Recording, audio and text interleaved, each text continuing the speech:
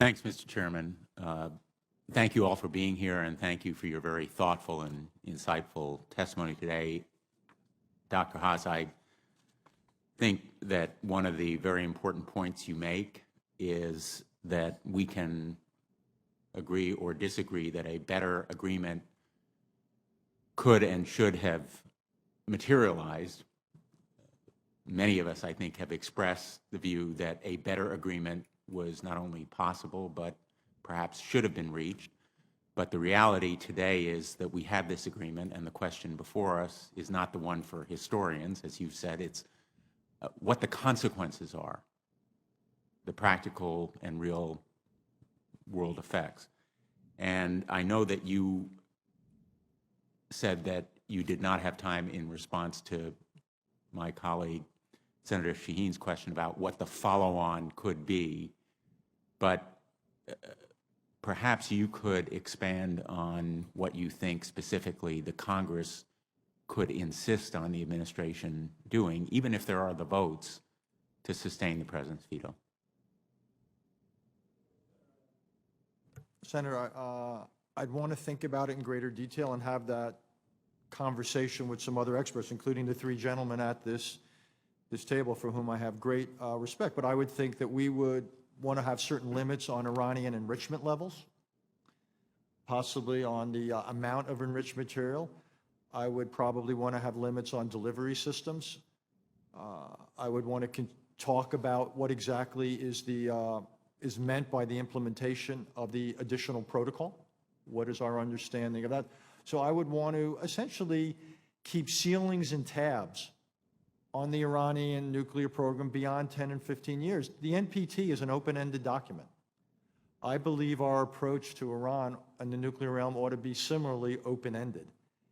And we ought to decide in our own minds to what degree, what's an acceptable threshold and what isn't. Because I think to simply say that Iran is allowed to be a threshold nuclear power but not a nuclear weapon state, that leaves me uneasy. Because it would mean zero breakout time, and that would put tremendous pressures on others to follow suit. So where I think we ought to be detailing is what is our definition of an acceptable threshold.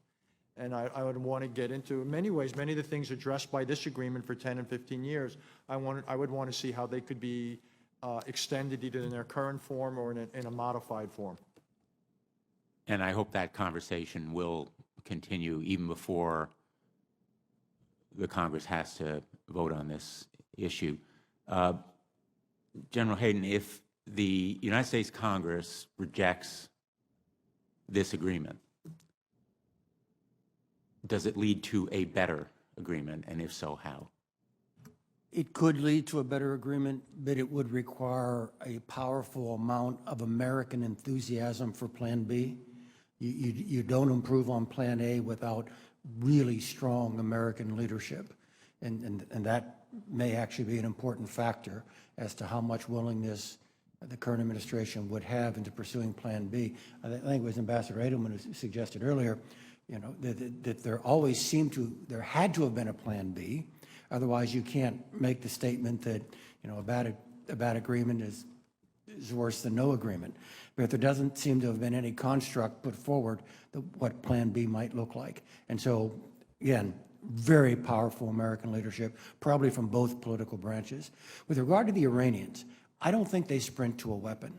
I think we get more of the same. Actually, I think it's more likely that they abide by the agreement for a time period rather than sprinting to a weapon in order to try to create a wedge between ourselves and our particularly European allies. And I think the way it settles over time is the incremental growth of the Iranian nuclear system, not a sprint to a weapon. To be very candid, Senator, we were never convinced they were going to build a weapon. I mean, if this were a weapon, it was our belief that Iranian foreign policy is best served by parking right here. Because unlike the North Koreans, cooking one of these things off in the desert pushes a whole bunch of things into the red, not into the green. And unfortunately, I think what the agreement in its current form has created is this, if they just have a bit of strategic patience. Thank you. My time has expired, but this issue obviously is immensely complicated. I have a lot more questions and hope that I can explore them with members of this panel in another setting. Thank you, Mr. Chairman.